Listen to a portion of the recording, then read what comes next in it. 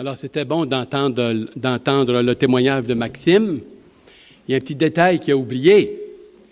2 choses. Maxime, je pense, qu'il est célibataire, avis aux jeunes demoiselles, et il aime boire de l'eau. Alors, vraiment, c'était vraiment touchant.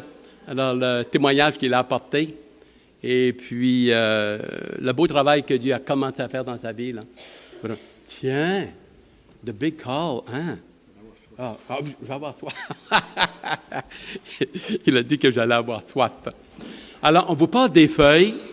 S'il y en a qui ont des crayons ou plumes, si vous voulez prendre des notes, je vais en lancer un peu comme ça, là, disons, de mémoire. Alors, s'il y en a qui c'est une référence ou un passage qui vous intéresse, prenez note. Et je suis capable d'en faire des surplus là, de feuilles. Je ne sais pas s'il va en rester. Et puis, des fois, si vous voulez les mettre au propre. De toute façon, le message se trouve sur Internet. Alors, pendant qu'il passe des feuilles, n'oublions pas les mercredis soirs à 7h30, c'est une invitation. C'est un rendez-vous d'amour, de joie, de communion fraternelle et d'études bibliques et de temps de prière ici à 7h30. Et c'est pour les jeunes et les moins jeunes. Et même, il y a une dame qui sera disponible pour endormir, vraiment faire plaisir à vos bébés et vraiment s'occuper de les endormir, quoi. Alors, les mercredis soirs, c'est un rendez-vous et c'est vraiment un oasis de paix, de joie et de bonheur de se rencontrer. On aimerait vous voir. On aimerait vraiment vous avoir parmi nous, ceux et celles qui peuvent. Alors, je suis en train de passer des feuilles.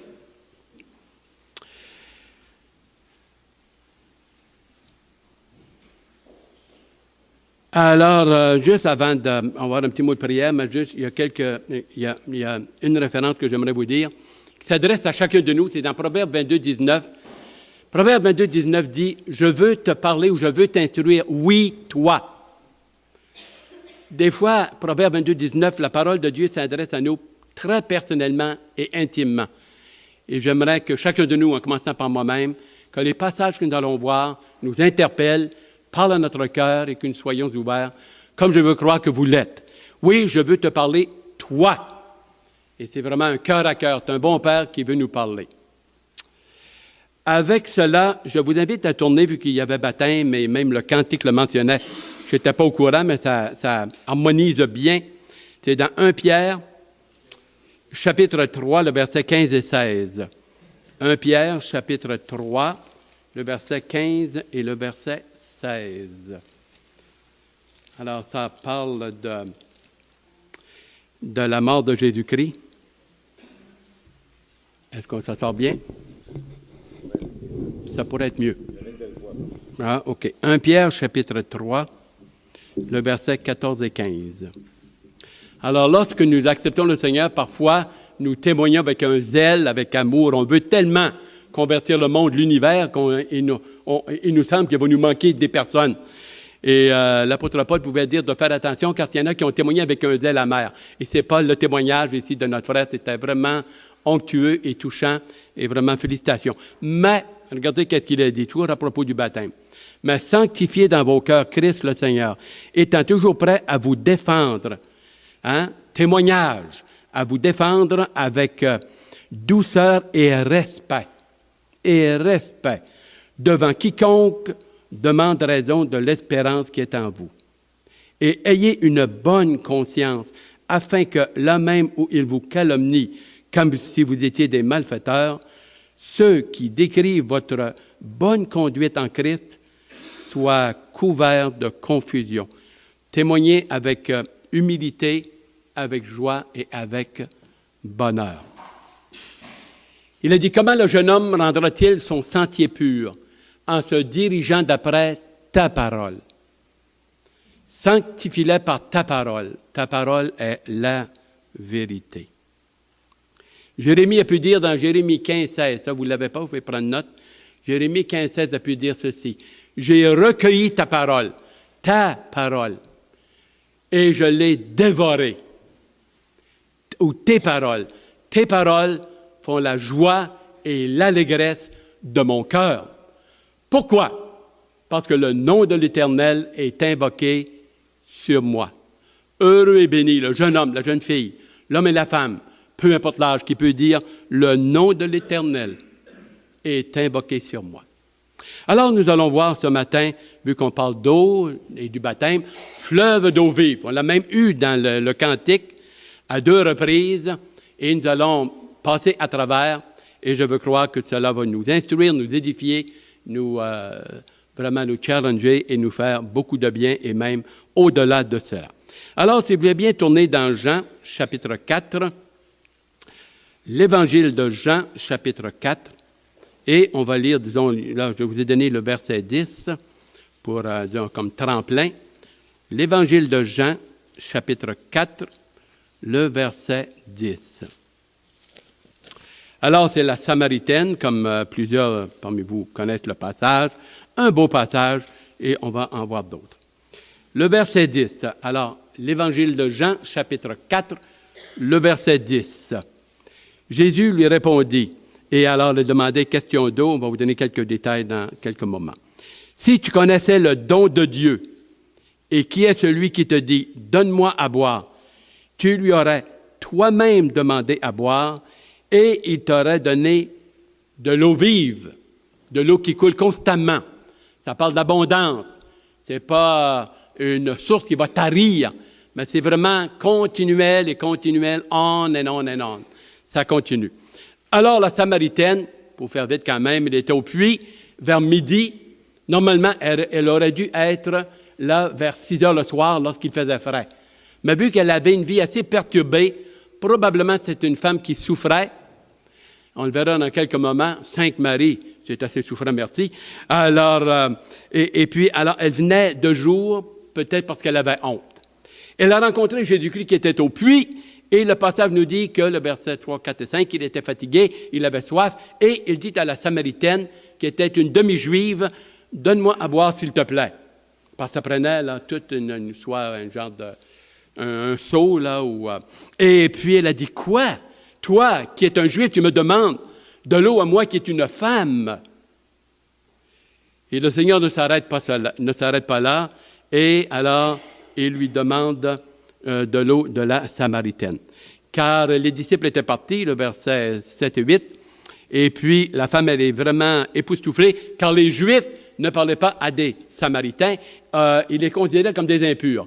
Les Samaritains, à un moment donné, il y a une division, vous avez ça par exemple dans le livre de Daniel en parle, et puis ils ont seulement qu'accepté les 5 livres les 5 livres de l'Ancien Testament, Genèse à Deutéronome.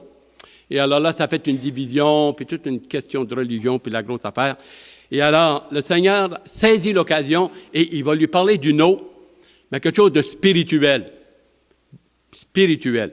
Et c'est pour ça, alors, le verset 10, il lui dit, « Si tu savais qui te parle et l'eau que j'ai à t'offrir, c'est vraiment quelque chose qui est au-delà de l'eau qui, à chaque jour, il faut que tu viennes. » Mais elle est complètement partie, elle ne comprend pas. Seigneur, lui dit la femme, verset 11, « Tu n'as rien pour puiser et le puits est profond. D'où aurais-tu donc cette eau vive?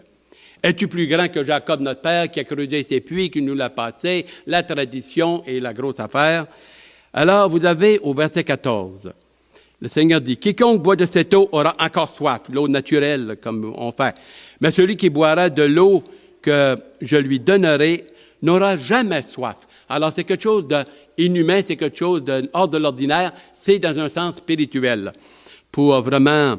Et l'eau que je lui donnerai deviendra une source d'eau qui jaillira jusque dans la vie éternelle. Alors là, on comprend. Alors nous, qu'on est familier avec les textes, on comprend, mais une eau qui jaillit jusque dans la vie éternelle, c'est spirituel. La femme lui dit, « Seigneur, donne-moi de cette eau afin que j'y n'aille plus. » Hein? Et pas trouver de revenir à chaque fois. Et alors, Jésus lui dit, il dit, va chercher ton mari et viens ici. Oh! Alors là, il embarque sur un autre terrain de plus en plus là, intime, et il veut qu'il y ait des choses qu'elle avoue. Et alors, elle dit au verset 17, la femme répondit, « Je n'ai point de mari, j'en ai eu 5. Je n'ai point de mari. » Alors, le Seigneur lui a dit, « Tu as raison, tu n'as point de mari, car tu as eu 5 maris. Et celui que tu as maintenant n'est pas ton mari. En cela, tu as dit vrai. En cela, tu as dit vrai. » Et alors, c'est fort possible que ce qui est arrivé, dans le contexte, c'est pas elle qui s'est divorcée, mais c'est Sainte Marie qui l'ont envoyée.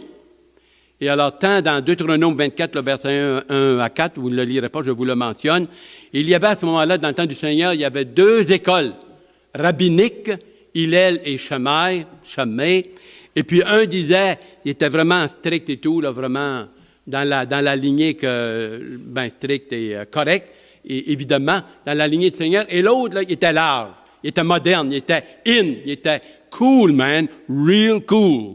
Et puis lui, il disait pour n'importe quoi, si tu l'aimes pas, c'est brûle le chaudron, si elle s'est pas mis du rouge à lèvres, mais c'est vrai qu'il n'aimait pas, mais il avait d'autres choses. Et puis, tout cela, alors prends 2 témoins. Prends un bout de papier et écris 3 fois. Je te divorce, je te divorce, je te divorce. Je te divorce. Donne-lui cela, ouvre la porte, puis c'est terminé. Il y en a 5 qui lui ont fait cela. 5. Elle n'avait pas le droit, elle, de divorcer. C'était l'homme qui divorçait. Dans le sens, il la répudiait. Une femme brisée, humiliée, rejetée. Et le 5e mari, il dit, t'as pas comme mis à la porte. Ça s'en vient. Ça s'en vient. Alors, il continue dans cette lancée-là. La femme dit, et le Seigneur dit au verset 21 et 22, « Femme, dit Jésus, crois-moi, l'heure est venue où ce ne sera ni sur cette montagne, ni à Jérusalem que nous allons adorer. » Le verset 22. « Vous adorez ce que vous ne connaissez pas. » C'est assez intéressant, ça. Ils adoraient Dieu, mais un Dieu qu'ils ne connaissaient pas. Un faux Dieu, un Dieu imaginaire, un Dieu philosophique, un Dieu selon nos désirs, nos pensées, un Dieu qui fait nos affaires. Ils étaient comme ça. Elle n'avait pas une relation intime, personnelle, spirituelle dans le creux de son âme et de son cœur. Et on est capable d'adorer Dieu, mais ne pas le connaître intimement et personnellement. Et Dieu veut se révéler, il l'a fait comme un bon Père du ciel. Un bon Père du ciel. Le Notre Père, ce n'est pas pour n'importe qui, quand on récite le Notre Père. C'est que pour les enfants de Dieu seulement. C'est une prière qui a montré aux disciples, à ses disciples, que ta volonté soit faite sur la terre comme au ciel. Quelqu'un qui n'est pas né de nouveau, ça ne l'intéresse pas bien. Alors, nous voyons ici, là, le verset 22. « Vous adorez ce que vous ne connaissez pas. Nous adorons ce que nous connaissons, car le salut vient des Juifs. » Le salut vient des Juifs. Alors, elle embarquait un peu de religion. Nous autres, on adore à Sichem, et puis sur le mont Garazim, pas loin où ils étaient. Vous autres, il ne s'est pas arrêté là. Il est allé plus loin. Beaucoup mieux, près de son cœur. Et il a montré qu'elle avait un problème spirituel d'adoration. Elle n'était pas née de nouveau. Il n'y avait pas un miracle d'amour dans son cœur. Il n'y avait pas eu une connexion avec Dieu. Et puis, il dit au verset 24, « Dieu est esprit, et ceux qui l'adorent doivent l'adorer en esprit et en vérité. » Adorer Dieu selon l'esprit, les directives et la révélation du Saint-Esprit, et selon la parole de Dieu. Sanctifie-les par ta parole est la vérité, dans Jean chapitre 17. Jean chapitre 17. Le Seigneur veut que nous connaissions Dieu le Père comme notre Père personnel, un Dieu d'amour parfait et extraordinaire. Il a pu dire dans Jean 17, le verset 2 et 3, vous ne l'avez pas sur la feuille, prenez des notes si vous voulez. La vie éternelle, c'est qu'ils te connaissent, toi, le seul vrai Dieu. Le seul vrai Dieu. Et celui que tu as envoyé, Jésus-Christ, ton Fils. Alors, on voit ici, il y a déjà 2 personnages de la Trinité, et connaître Dieu intimement comme notre Père, notre bon Père du ciel. Ça fait toute la différence au monde. Il y a des tonnes de religions et de sectes sur la face de la terre. Il y en a qui n'ont pas, qui tournent le dos, ou qui parlent je ne sais quoi, de toutes sortes de choses, excepté vraiment le Dieu vivant, créateur d'amour, de grâce, de compassion et de miséricorde. Il y a une rupture avec le péché, avec Adam et Ève. Toute l'humanité a tombé, séparation. Ésaïe 59, 1 et 2 dit que nos péchés ont mis une séparation entre l'humain et l'humanité, et c'est pour ça qu'on meurt. Physiquement et spirituellement, on est séparés de Dieu. On est séparés de Dieu. Même petit bébé, on est séparé de Dieu. Et quand on grandit, Dieu fait appel et il veut reconnecter, il veut vraiment nous aimer parce que Dieu s'aime. Pourquoi Dieu m'aime? Pas parce que je suis beau et que je suis fin ou agréable ou célibataire. Dieu m'aime parce qu'il m'a créé à son image et à sa ressemblance. Et là, la rupture. C'est un père qui a envoyé son fils être capable de rétablir la paix, me pardonner et de nouveau m'avoir sur son cœur. Sur son cœur. Et le Seigneur s'adressait à cette femme, pas pour la cruiser, mais pour l'amener auprès du Père et vraiment qu'elle puisse devenir un enfant de Dieu. C'est assez beau, c'est assez fantastique. La voix de Dieu et l'amour de Dieu remplit un cœur que seul l'amour de Dieu peut faire. Il est dit dans l'Ecclésiaste 3, le verset 11, « Il fait toutes choses belles et bonnes en son temps. » Il a même mis dans le cœur de l'homme la pensée de l'éternité. Il pense-y, la pensée de l'éternité. Vous savez, il y a des scientifiques, le mot « éternité », ça lui fait peur et il tremble. J'en ai entendu un top scientifique. On lui a demandé, qu'est-ce que vous pensez de l'éternité? Ah, juste le mot éternité me fait frémir. Frémir. Tellement que ça le bouleverse, it's too much, c'est trop pour lui. Too much, c'est trop pour lui. Si vous voulez tourner dans Éphésiens chapitre 4, le verset 4 à 6, pour ceux qui ont des Bibles, si vous êtes accompagnés ou votre première fois, alors faites-vous aider si la chose est possible. Alors, Éphésiens chapitre 4, le verset 4 à 6. On l'a lu mercredi soir, c'est un beau passage. Éphésiens chapitre 4, le verset 4 à 6. Il y a un seul corps et un seul Saint-Esprit. Comme si vous avez été appelés à une seule espérance par votre vocation, enfant de Dieu, faire partie de la famille de Dieu, comme dit le cantique, tout joyeux, j'appartiens maintenant à la famille de Dieu. C'est tout un privilège, ça. Acte 11, 26 dit la même chose.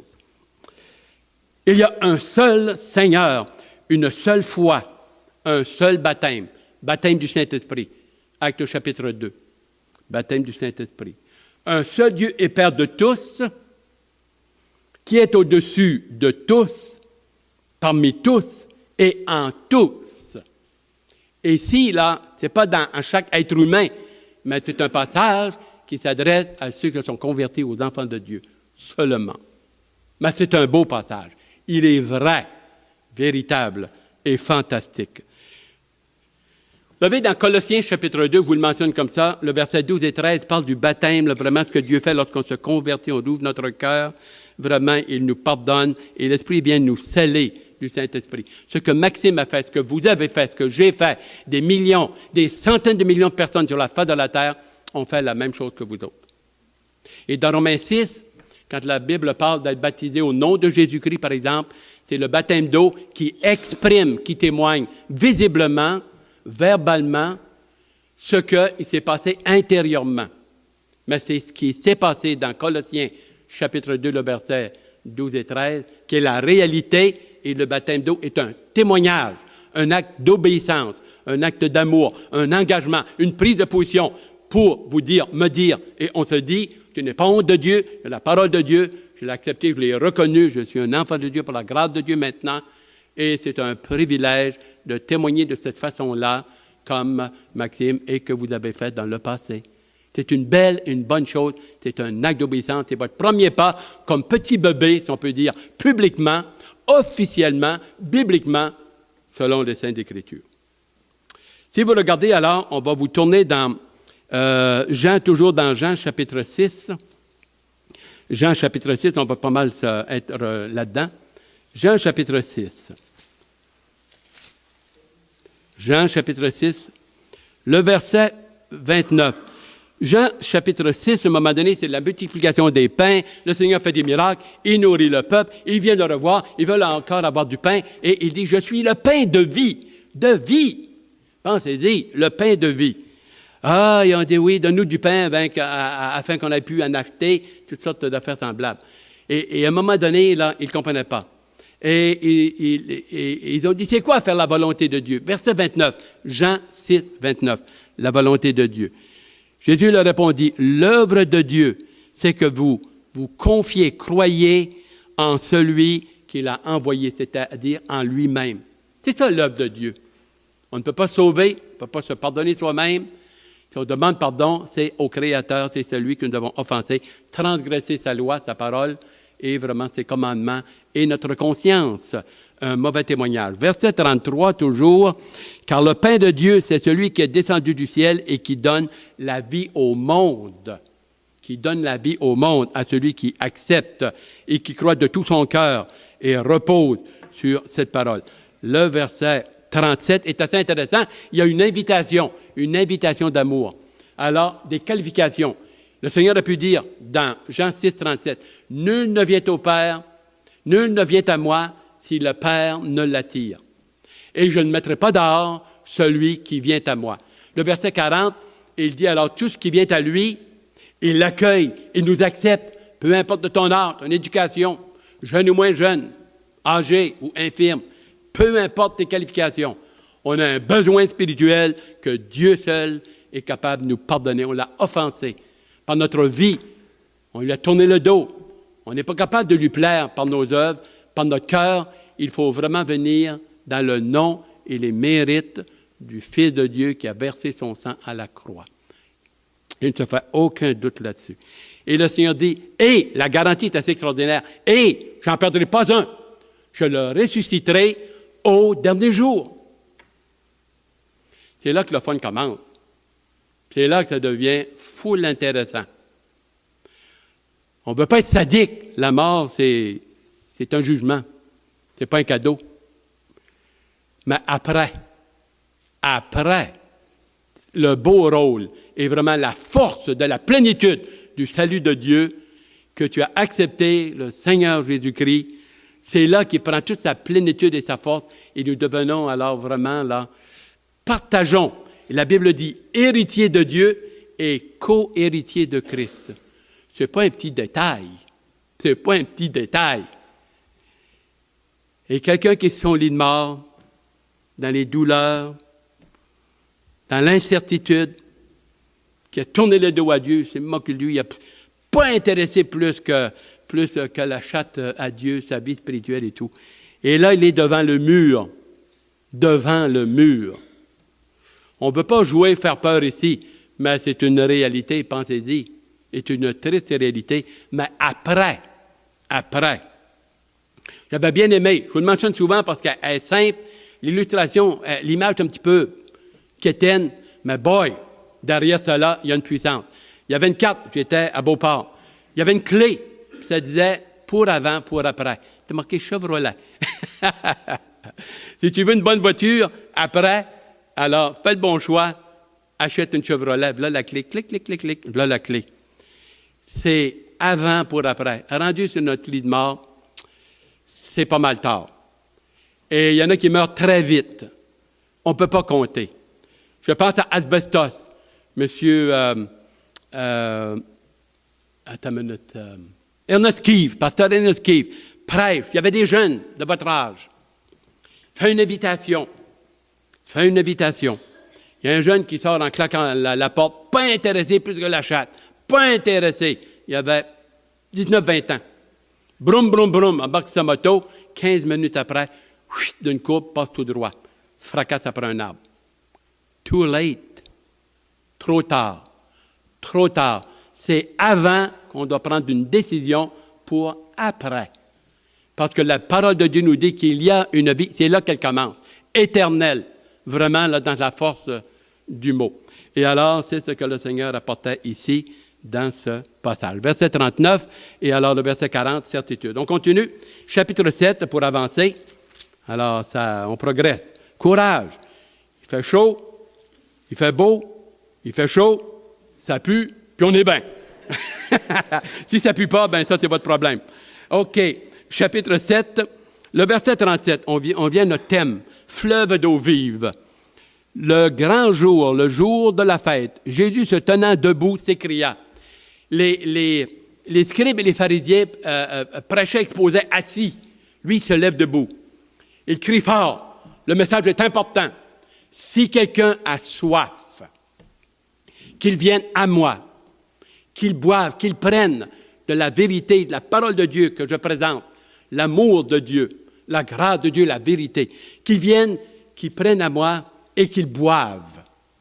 Le verset 38, « Celui qui croit en moi, qui me fait confiance, qui m'invite, celui qui croit en moi, des fleuves d'eau vive couleront de son côté. » Comme dit l'Écriture, puis ensuite il prend un certain parallèle dans le livre des Nombres, je crois, d'Exode, où alors il y avait un rocher, Dieu a demandé à Moïse de parler au rocher, il a frappé, mais Dieu quand même, dans sa grâce, à cause de l'être humain faible et de l'hommerie, Dieu a quand même fait couler l'eau, jaillir de l'eau. Mais il dit, celui qui se convertit à moi, Fils de Dieu, le Sauveur du monde, vous allez avoir une vie abondante, une joie, une paix, un bonheur intérieur, que la maladie, les difficultés, les problèmes, la souffrance, le manque d'argent, déception énorme, ne pourra pas étouffer. C'est une joie et un bonheur incroyable.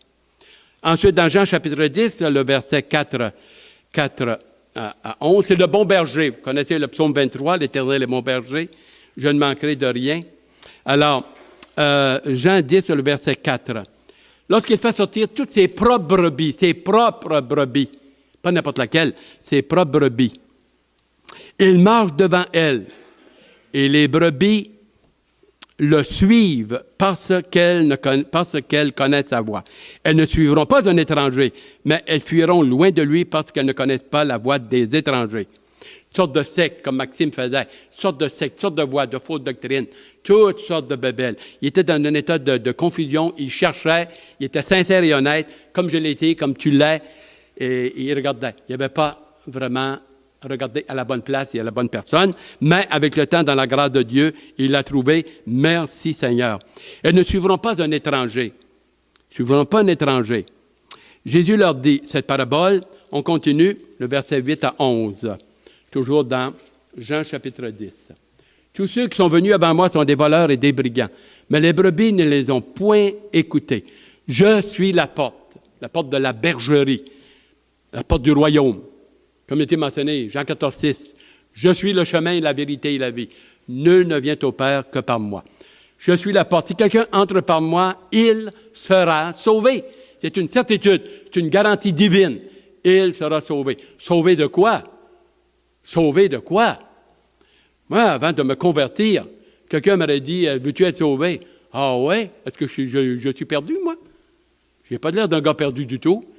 26 ans, mon ami, un petit portefeuille pas pire, des petites popounes alentour, pognait dans ce temps-là.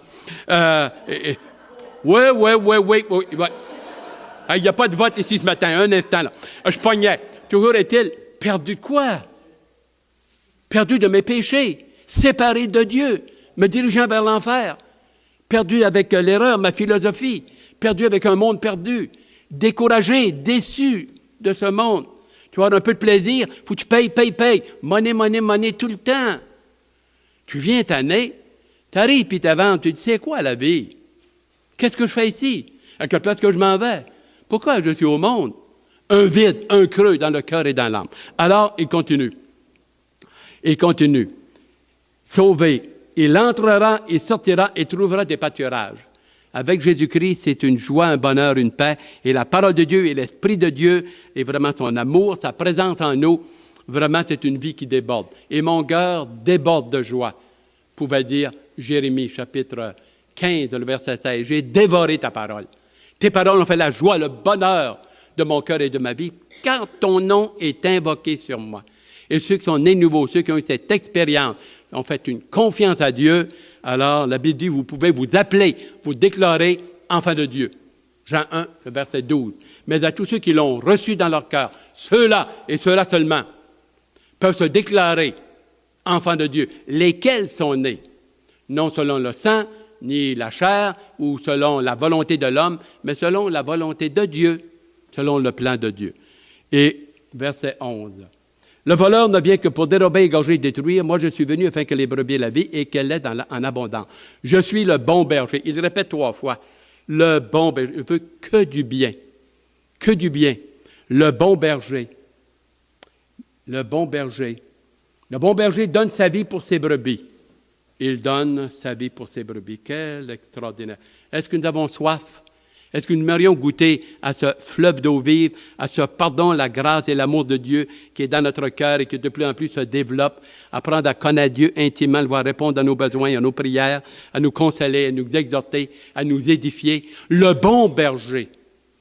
Il y a des images, tant dans le psaume 23 et dans Jérémie 17, semblables à un arbre près des courants d'eau. C'est l'abondance, il nous rafraîchit, il nous exhorte, il nous relève. Et alors, dans 1 Pierre, chapitre 1, le verset 18 et 19, je vous le mentionne, vu que vous l'avez lu dans le passage, ça dit que de ne pas vivre comme l'ancienne vie qu'on avait eue de nos parents ou de la tradition, mais que nous avons été rachetés, non pas avec de l'or, de l'argent, des pierres précieuses, mais par le sang précieux de Jésus-Christ. 1 Pierre, chapitre 1, le verset 18 et 19, comme on l'a vu dans le chant, comme on le voit dans la bonne parole de Dieu, vous l'avez sur la feuille. Alors, 6e point pour continuer ici. Invitation personnelle et un choix. Alors ça, c'est assez fantastique. C'est dans Deutéronome, chapitre 30, le verset 19. Alors, si vous ne voulez pas tourner, écoutez bien. Si vous voulez tourner, tant mieux. Alors, voici, je vais vous le lire pour vous. Deutéronome, chapitre 30, le verset 19. Je prends aujourd'hui à témoin contre, c'est l'Éternel qui parle à Israël, qui était vraiment un petit peu flayé. Je prends aujourd'hui à témoin contre vous le ciel et la terre. C'est Yahweh, l'Éternel qui parle. J'ai mis devant toi la vie et la mort. Comme nous autres aujourd'hui. Aussi vrai qu'on est vivant, aussi vrai qu'on est mort. C'est un peu plus vrai qu'on est mort que nous sommes vivants. Nous sommes des morts vivants. Nous sommes des morts vivants. On continue. Je mets la bénédiction et la malédiction. Qu'est-ce que Dieu veut que nous fassions? Choisis. Prends une décision. Arrête de branler. Choisis. Dit le passage. Choisis la vie afin que tu vives, toi et ta postérité. Un choix, une décision. Comment ça va aujourd'hui sur la face de la terre? Comment ça va? Vous connaissez le cantique? Disons que les gens qui me parlent, et ce que nous voyons à la télévision, il semble que ça va pas bien. Ça va même très mal.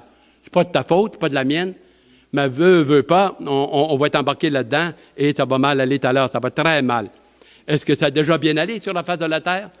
Pas à partir de Genèse, chapitre 4. Alors, je vais vous le... Romains, chapitre 3, à partir du verset 10, écoutez bien. Selon qu'il est écrit, alors, toutes des bonnes personnes, toutes merveilleux, glorieux, quel est le verdict de Dieu quand il examine le cœur, mon attitude vis-à-vis de lui? Mon manque de communion, mon manque de conversion, le mensonge qui est en moi, le péché qui me domine. La liberté, c'est quoi? Être capable de voir ce qui est mal, être capable de voir ce qui est bien, être capable de choisir. Mais tant qu'on n'a pas l'Esprit de Dieu en nous, tant qu'on n'a pas le pardon de Dieu en nous, tant qu'on n'a pas le Fils de Dieu en nous, on n'est pas capable. Pas capable. Romains 7, 15 à 25 le dit très bien. Deux forces, pas capable ni faire l'un ni l'autre. Ni faire le bien, ni faire le mal, disons dans le sens, la conscience nous travaille. Misérable que je suis, qui me délivrera de ce corps de mort? Alors, on continue. Selon qu'il est écrit, il n'y a point de juste pour même un seul, nul n'est intelligent, nul ne cherche Dieu de la manière que Dieu veut qu'on le cherche, évidemment, à la bonne place. Tous sont égarés, tous sont pervertis. Description de la manière que Dieu voit le cœur, à moins qu'on se convertisse. Il n'y en a aucun qui fasse le bien, pas même un seul. Le gosier est un sépulcre ouvert. Ils se servent de leur langue pour mentir. Regardez bien l'état de l'humanité présentement. On penserait qu'on lit la presse de demain. Hein? La presse de demain.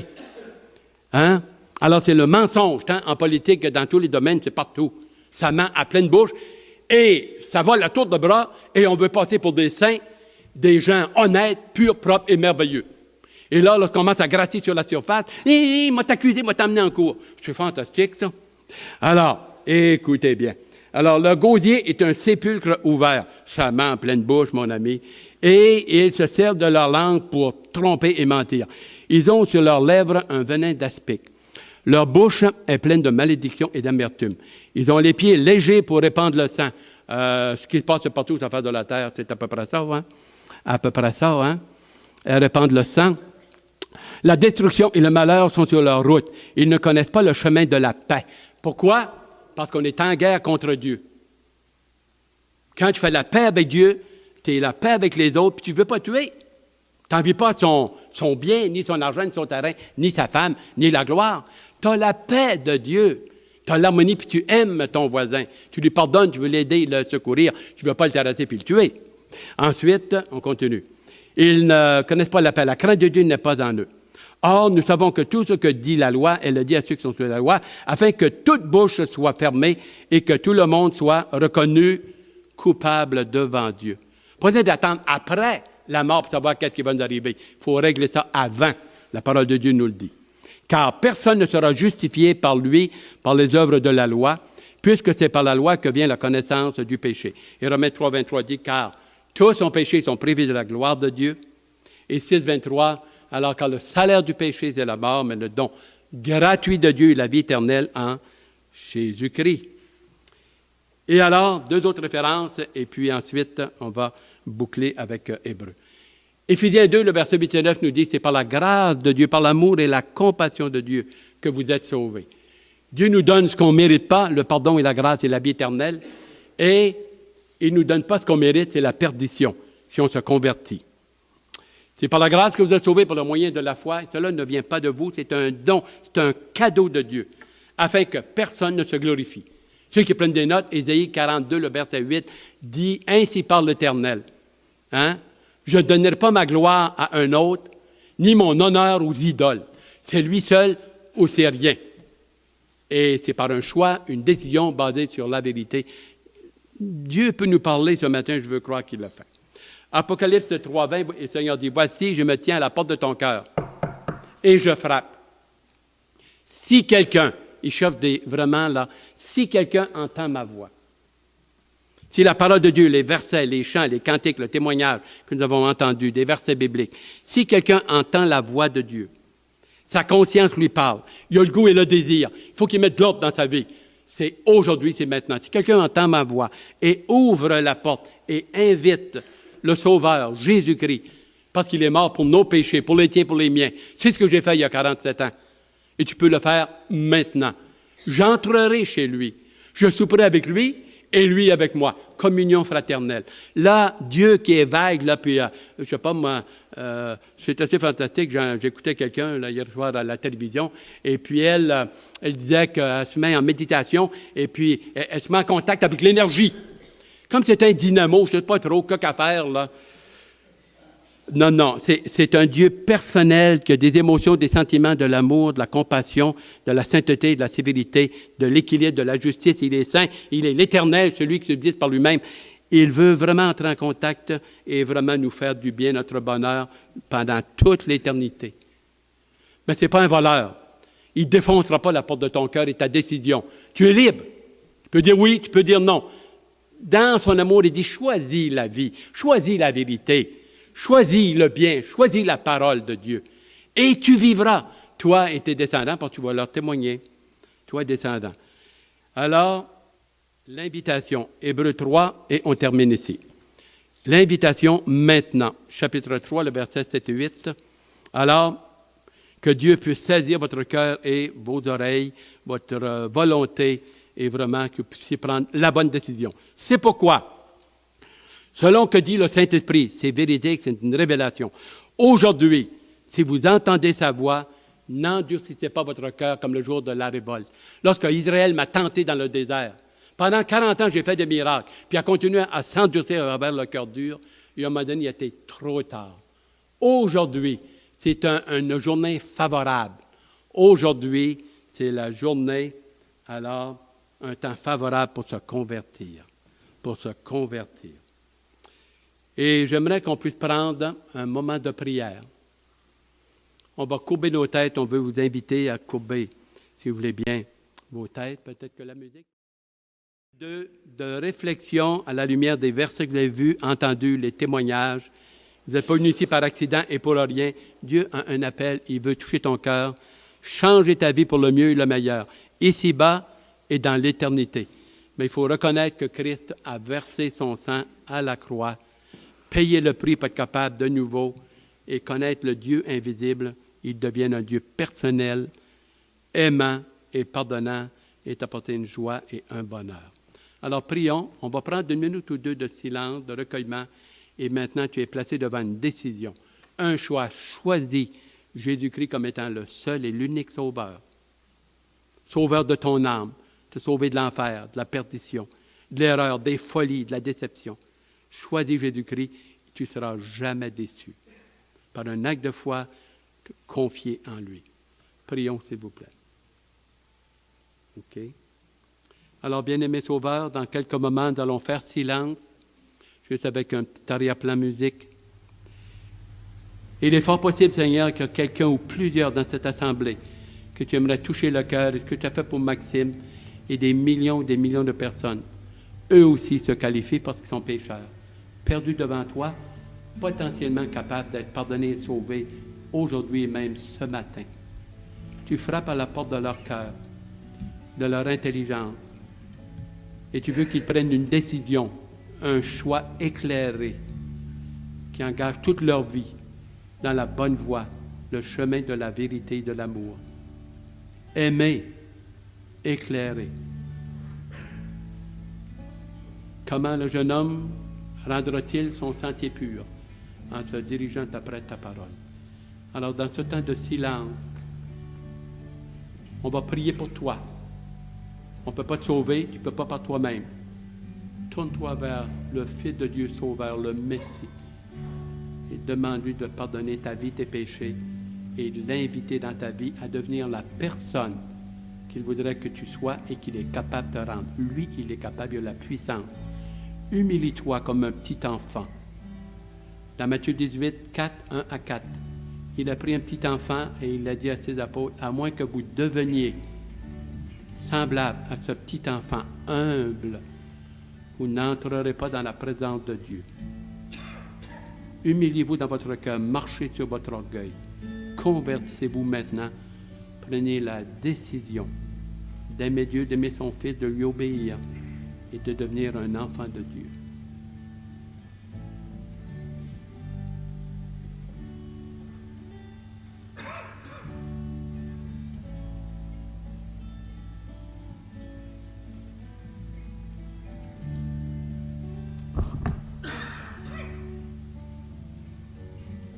Aujourd'hui, si vous entendez sa voix, n'endurcissez pas votre cœur. C'est maintenant. Demain, compte pas là-dessus.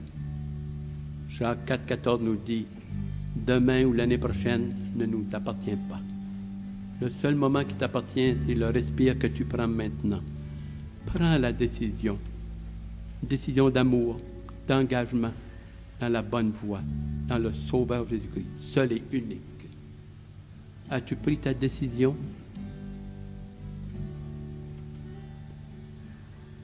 S'il y en a parmi nous, qui veulent vraiment faire ce que Maxime a fait, ce que nous avons fait, ont bien compris, prends une décision d'engagement, ouvrir ton cœur, te laisser aimer et pardonner par le Fils de Dieu qui a payé le prix. Lui seul, il n'y en a pas d'autre sauveur. Pendant que nos têtes sont baissées, nos yeux sont fermés. Honnêtement, soit un homme, une femme, jeune homme et jeune fille, vraiment, qui a une colonne, qui a du courage, que Dieu t'aide. Et juste le signaler en levant ta main, qu'on puisse la voir et prier pour toi. Nos têtes sont baissées, nos yeux sont fermés. On prie pour toi, on t'aime et Dieu t'aime. On t'aime de l'amour de Dieu. Aime ton âme et tourne-toi vers le Fils de Dieu. Et après cela, lève ta main pour l'indiquer au Seigneur, premièrement et surtout. Est-ce qu'il y a quelqu'un qui a accepté Jésus-Christ, qui aimerait l'accepter, qui l'a fait, et qui vraiment, à partir de maintenant, peut changer de vie? Est-ce qu'il y a quelqu'un?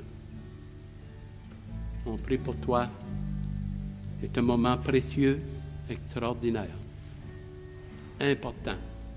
Ton éternité. C'est peut-être maintenant ou à jamais. Dernier appel. Est-ce qu'il y a quelqu'un qui, ce matin, veut suivre Jésus-Christ? Alors, bien-aimé Sauveur, que ta bonne main et ta grâce reposent sur nous, sur cette assemblée, peuple de Dieu. Merci de ce qu'on a fait ce choix. Et s'il y en a qui peut-être vont le faire plus tard, je ne sais. Mais vraiment, c'est aujourd'hui, le jour du Seigneur, le jour de la conversion. Merci pour ta parole, merci pour les Saintes Écritures. Que toute la gloire, la louange te revienne. Et Nous voulons te bénir éternellement.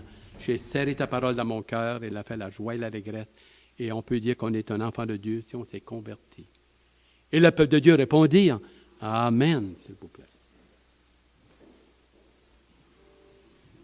Merci, M. Maillot. C'est ça qui termine notre réunion cet avant-midi.